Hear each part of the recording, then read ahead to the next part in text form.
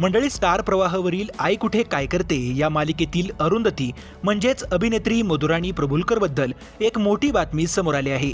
आशुतोषच्या अपघाती निधनानंतर सतत रडून अरुंधतीला खऱ्या आयुष्यात देखील आजार झाला होता। काय आहे संपूर्ण बातमी पाहूयात, पण त्यापूर्वी मालिका विश्वातील बातम्यांसाठी चॅनल सबस्क्राइब करा। सध्या मालिकेत अरुंधतीचा नवा प्रवास पाहायला मिळत आहे। गेल्या महिन्यात अरुंधतीचा दुसरा पती आशुतोषचं अपघाती निधन झाल्याचं दाखवण्यात आलं। तेव्हापासून अरुंधतीचा पुन्हा खडतड प्रवास सुरू झाला, पण या काळात सतत रडून अरुंधतीला खऱ्या आयुष्यात एक आजार झाला होता। याबाबत स्वतः अरुंधती म्हणजेच अभिनेत्री मधुराणी प्रभुलकरनं एका मुलाखतीमध्ये सांगितलं। यावेळी तिला सतत एका भूमिकेत राहून होणाऱ्या त्रासाविषयी विचारलं, तेव्हा मधुराणी म्हणाली, खूप तास काम करण्याचा परिणाम तुमच्या मानसिकतेवर होतो। मला हातचं राखून काम करता येत नाही।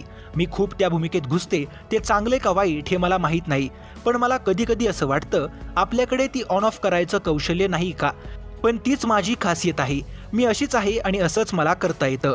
आता जो आशुतोष गेल्यानंतरचा ट्रॅक होता, तर मी सलग 3-4 दिवस 12 तास रडत होते, म्हणजे कंटिन्यू रडण्याचे सीन्स होते। मग माझ्या छातीवर दडपण जाणवायला लागलं। चौथ्या दिवशी मी सकाळी मोबाईलचा अलार्म बंद करायला उठले, तेव्हा मला चक्कर आली। 2-3 दिवस मी वर्टिगोच्या गोळ्या घेऊन काम करत होते। मला माहीत नव्हतं याला वर्टिगो म्हणतात। झोपलं की मला गरगरायचं। हे सगळं तणावामुळेच होत होतं। वर्टिगोच्या गोळ्या घेऊन मी आठवडाभर काम केलं। आता मी पुन्हा बरी झाले आहे, पण मी त्या दरम्यान घरी गेले होते।